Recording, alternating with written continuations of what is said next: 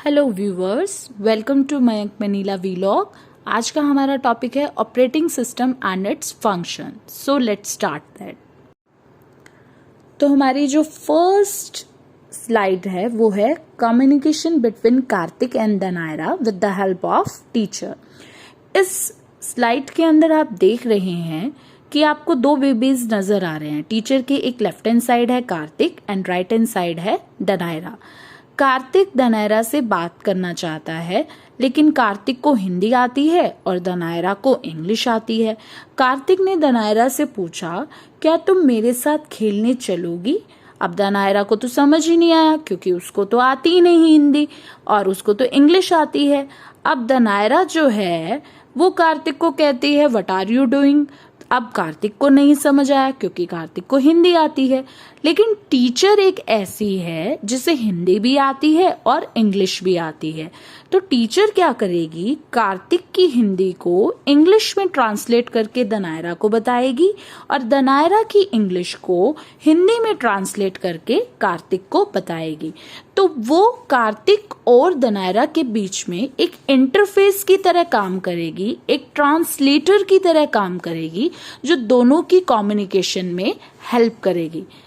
तो इसी तरह हमारा ऑपरेटिंग सिस्टम होता है, जो क्या करता है, एक इंटरफेस की तरह काम करता है यूजर एंड कंप्यूटर के हार्डवेयर में।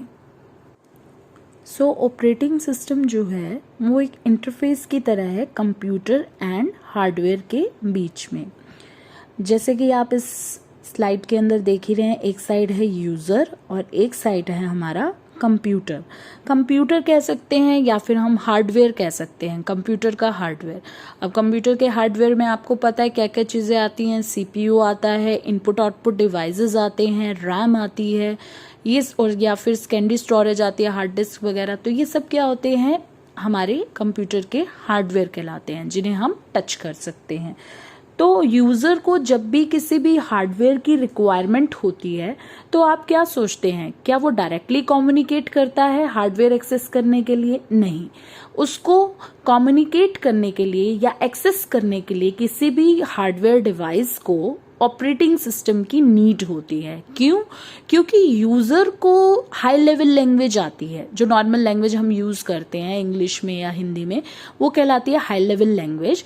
लेकिन जो कंप्यूटर होता है उसको जो लैंग्वेज समझ में आती है, that is machine language. Machine language होती है बाइनरी लैंग्वेज, दैट इज 0 और 1 की फॉर्म में होती है। लेकिन उसको हाई लेवल लैंग्वेज आती है यूजर को, और हमारे कंप्यूटर को मशीन लैंग्वेज आती है। तो उसे ट्रांसलेट करने के लिए कंप्यूटर को उसे ट्रांसलेट करने के लिए हमें चाहिए होता है ऑपरेटिंग सिस्टम।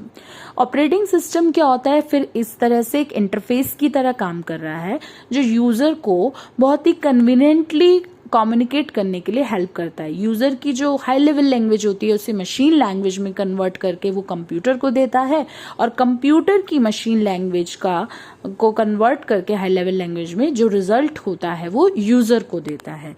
इसीलिए इस तरह से हमारा जो ऑपरेटिंग सिस्टम है वो क्या करता है, वर्क करता है।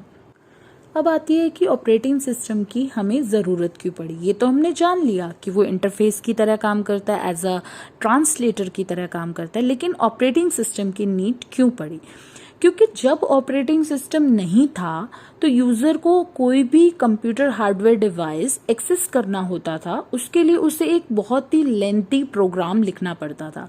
जैसे अगर उसे MS वर्ड में उसने कुछ लिखा है और उसका उसे प्रिंट आउट चाहिए, तो प्रिंटर के लिए उसे एक बहुत बड़ा प्रोग्राम लिखना पड़ता था, ताकि वो उस फाइल को प्रिंट करके यूजर को दे दे। तो ये जो प्रोग्राम्स होते थे बहुत ही कॉम्प्लेक्स होते थे, तो ये बहुत ही डिफिकल्ट हो गया था यूजर को बार बार डिवाइस एक्सेस करने के लिए बड़े बड़े प्रोग्राम्स लिखना। सेकंड पॉइंट है कि जब बहुत सारे यूजर्स एक ही रिसोर्स को एक्सेस करना चाहते हैं, तो ऑपरेटिंग सिस्टम तो था नहीं।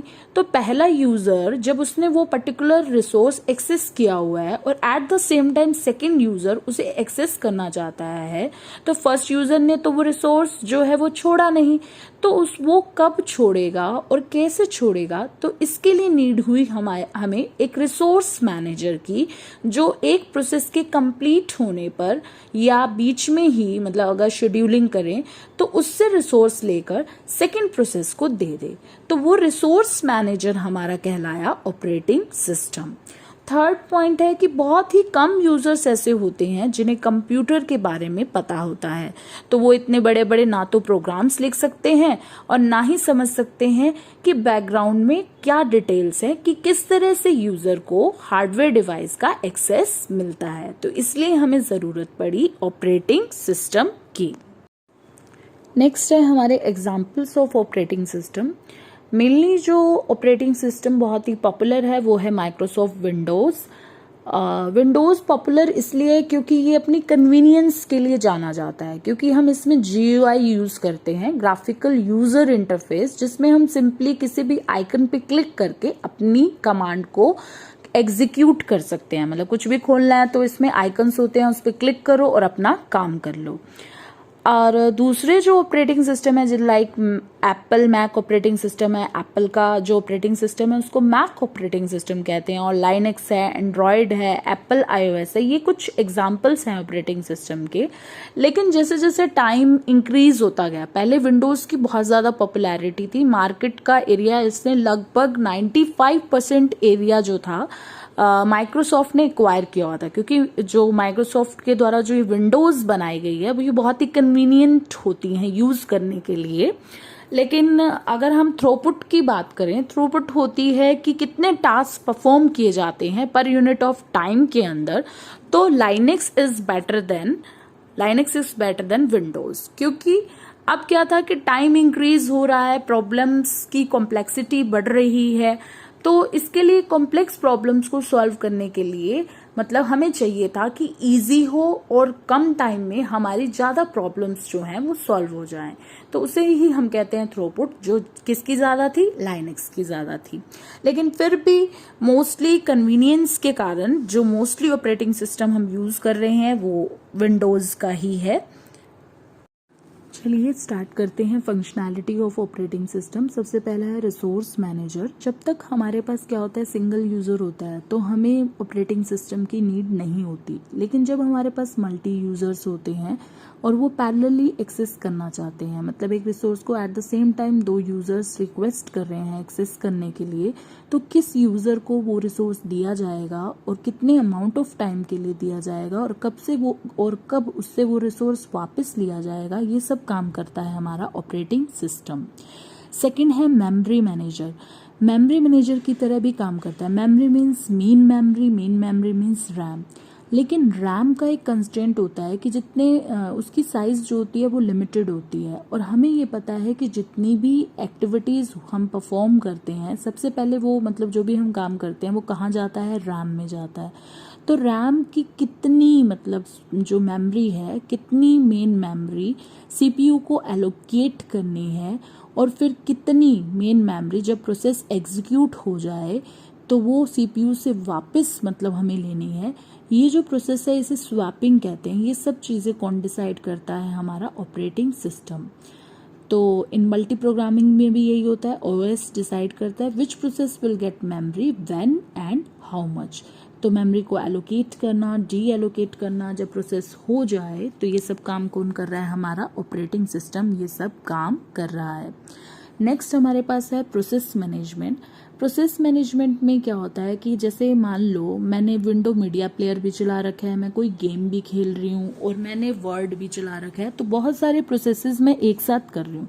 तो ये OS डिसाइड करेगा कि किसे सबसे पहले प्रोसेसर मिलेगा और कितने टाइम के लिए मिलेगा। तो इसे हम प्रोसेस शेड्यूलिंग भी कह सकते हैं और CPU शेड्यूलिंग भी कह सकते हैं। नेक्स्ट है स्टोरेज मैनेजमेंट। स्टोरेज मैनेजमेंट में मेनली हम सेकेंडरी स्टोरेज की बात करते हैं, यानी कि हार्ड डिस्क की बात करते हैं। इसके अंदर ये होता है कि ये कंट्रोल करता है how data should be permanently store किया जाए disk in the form of tracks and sector, कि डेटा को हम कैसे, डिस्क के अंदर क्या होते हैं, ट्रैक और सेक्टर होते हैं, कैसे हम उसके अंदर उसे क्या करेंगे, स्टोर करेंगे। ये सब चीजें कौन डील करता है, operating system. Last one is security. तो सिक्योरिटी में क्या होता है कि विंडोज ऑपरेटिंग सिस्टम कर्बेरोज जो है सिक्योरिटी प्रोटोकॉल यूज करता है। इसमें क्या होता है कि जब भी हम अपने कंप्यूटर सिस्टम को ऑन करते हैं तो सबसे पहला काम हम क्या करते हैं, हम अपना पासवर्ड डालते हैं। तो वो पासवर्ड जो है वो क्या करता है, फाइल्स के अंदर स्टोर करके रखता है ताकि उसे कोई भी अनऑथराइज्डली वे से एक्सेस ना कर पाए। तो ये थे हमारे फंक्शंस ऑफ ऑपरेटिंग सिस्टम। और भी बहुत सारे फंक्शंस हैं बट ये मेन फंक्शंस थे ऑपरेटिंग सिस्टम के। आई होप आप सभी को मेरी वीडियो समझ में आई है और अच्छी लगी है। अगर आपको मेरी वीडियो अच्छी लगे तो प्लीज़ लाइक एंड सब्सक्राइब करना ना भूलें। Thank you and have